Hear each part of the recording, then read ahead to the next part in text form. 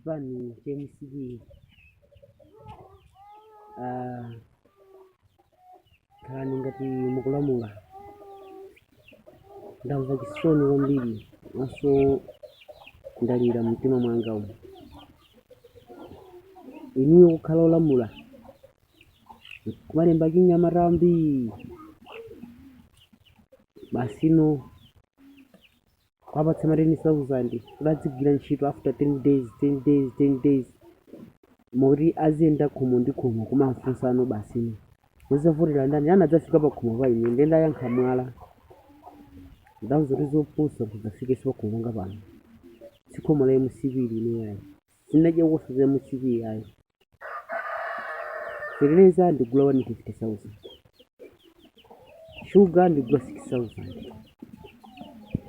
nima ndigula 1,500 palibe chifukwa choti ndingavulireso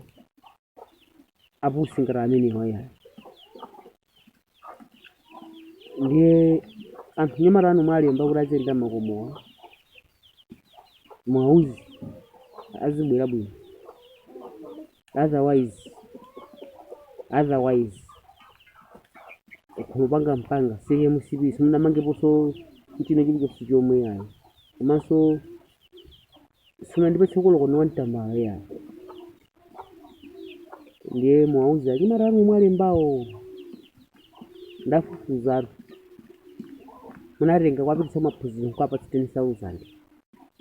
ndiye munauza kuti adziti akafika pa khomo pazipita ka 10 days ikabutsa 10 days ina abwereso adzafunseso aruka yankha zoti yayi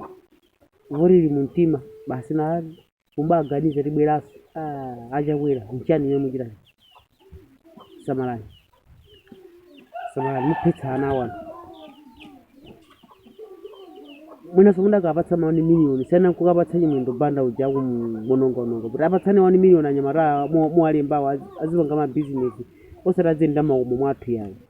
Tikamva zoti mwapatsa ma 1 million amene achitidza kuvoterani ngati muli ndalama ose 10,000 ndijani 10,000 ndijani mukampatse nyamata ndithu wa banja lake ochinyamata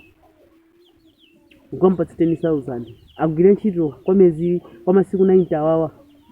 mutampachifakira 10,000 ndinomvetsa chisoni kwambiri MCD.